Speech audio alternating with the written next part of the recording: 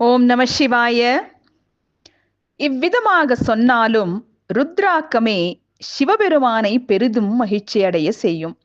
முத்துடன் கலந்த ருத்ராட்சம் விஷ்ணுவை மகிழச் செய்யும். பூர்வத்தில் வியாச பகவான் முதலிய முனிவர்கள் சாஸ்திர விசாரணையால் ருத்ராட்சம் சிறந்தது என்றார்கள்.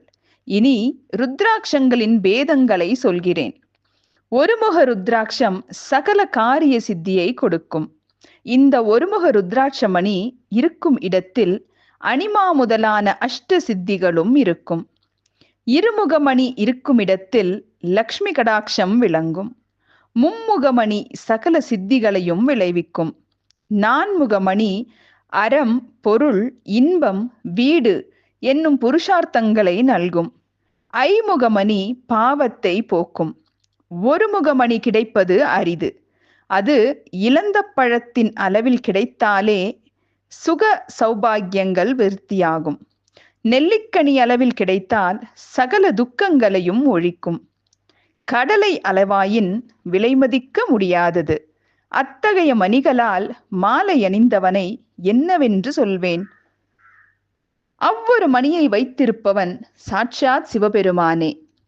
மண்டலாதிபத்திய ராஜாதிபத்தியமும் அதற்கு சமானம் ஆகாது. அத்தகைய மணி ஒன்று கிடைத்தால் பொற்குவியலாவது ஆணி முத்துக்களாவது 100 கொடுத்து பெறலாம். ருத்ராட்சம் அணிய வேண்டியவன் அதை பொருள் கொடுத்து வாங்கி அணிய வேண்டும். ஒருவன் இனாமாக கொடுத்தால் வாங்கக்கூடாது. ஆனால் தானம் கொடுத்தவனுக்கு சிறப்பான பயனுண்டு. பொருள் கொடுத்து வாங்க முடியாதவன் தன் புண்ணியத்தை கொடுத்தாவது பெறலாம். கடலையளவு மணி போக மோக்ஷார்த்தங்களை கொடுக்கும். குண்டு மணி அளவுடைய மணி காரிய சாதனம் செய்யும். எவ்வளவு சிறிய மணியை பூண்டானோ அவ்வளவு விசேஷ பயனை பெறுவான். சிவமந்திரத்தை ஜெபிக்காதவனையும் ருத்ராட்சம் அணியாதவனையும் பரிகாசம் செய்யாமல் தூரமாக போக வேண்டும். ருத்ராட்ச மாலை அணிந்தவனை பார்த்தால் பூத பிரேத பைசாச சாக்கினி டாக்கினி முதலிய சகல கிரகங்களும் ஆபிசாரம் முதலிய பிரயோகங்களும் அவனை நெருங்காமல் விலகி போய்விடும். ஏகமுக ருத்ராட்சத்தை நீரோட்டத்தில் விட்டால் எதிர்த்து ஓடும். இருமுக மணியை அணிந்து நெருப்பில் இறங்கினால் உடல் வேகாது, ஜ்வரரோகம் நீங்கும்.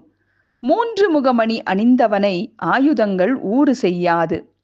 4 முகமணியை வைத்திருப்பவன் வீட்டிற்கு வந்த சோரனுக்கு கண் தெரியாது. இதை தண்ணீரில் விட்டால் மூழ்கிவிடும். ஐமுக மணி இருந்தால் சகல துன்பங்களையும் விலக்கிவிடும். இது நீரில் மூழ்காது. இவ்வாறு மணியின் குணத்தை பரிசோதித்து பார்த்து அணிய வேண்டும். ஸ்நானம், தானம், ஜபம், ஓமம், அத்தியனம், பிதுர்தர்ப்பணம், சிவவிஷ்ணு பூஜைகள், சிரார்த்தம் முதலிய எல்லா காலங்களிலும் ருத்ராட்சத்தை தரித்து கொள்ளலாம். முனிவர்களே, நீங்கள் கேட்ட ருத்ராட்ச மகிமையை விரும்பி கேட்டவன் சிவபெருமானுக்கு மிகவும் பிரியமுள்ளவன் ஆவான். ஓம் நம சிவாய.